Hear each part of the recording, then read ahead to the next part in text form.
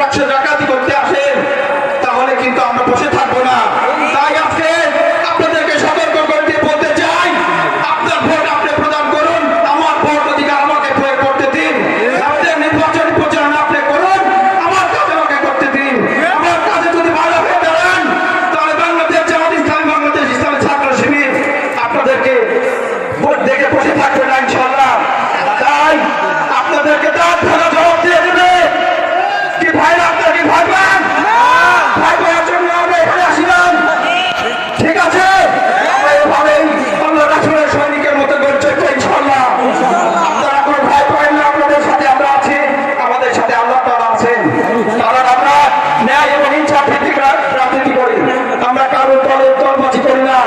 বাংলাদেশ জামাত ইসলাম যদি আল্লাহ এবং আল্লাহ রাসূলের পথ এবং ন্যায় ইনসাফের বাইরে চলে যায়, আমরা বাংলাদেশ জামাত ইসলামের পথ না, নাকি? তবে যদি কোনো বাতিল শক্তি বাংলাদেশ জামাত ইসলামের কোন কর্মী ভাইদের উপর